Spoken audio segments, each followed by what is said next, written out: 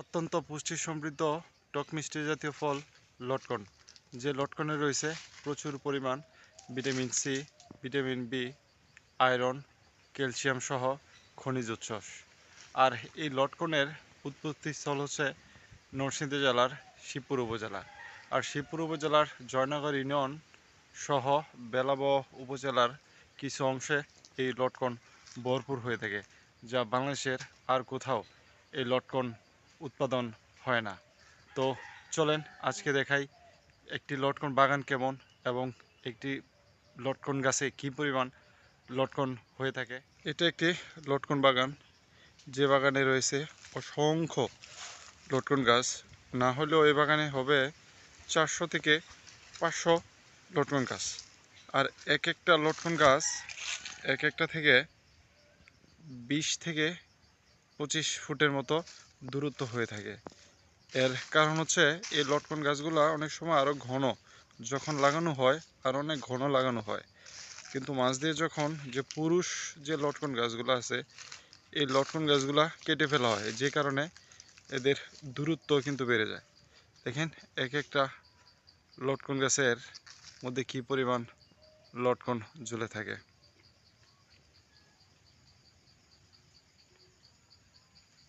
দেখেন ছোট বড় অনেক ধরনের লটকন গাছ আছে।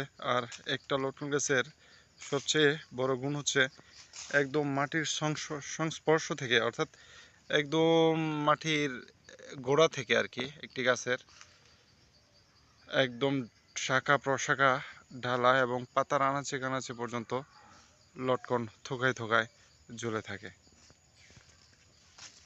এই লটকন বাগানটি নরসিংদী জেলার শিবপুর উপজেলার জয়নগর ইউনিয়নের একটা লটকন বাগান। দেখেন অনেক বড় একটা লটকন বাগান, যে বাগানটা প্রায় না হলেও 20 থেকে 30 একর জমির উপরে এই বাগানটা। দেখেন প্রত্যেকটা বাগানে মানে গাছের মধ্যে কি পরিমাণ লটকন ঝুলে আছে।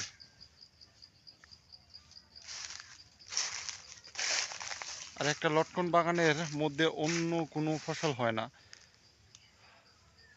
যদি কোনো গাছ থাকে, যেমন আম গাছ, কাঁঠাল গাছ, এরকম গাছ থাকলে আপনার ফল হবে, কিন্তু এই লটকন বাগানের নিচে দেখেন কোনো ধরনের গাছ নাই, একদম লেভেল। কারণ লটকন গাছের নিচে অন্য কোনো কিছু হয় না।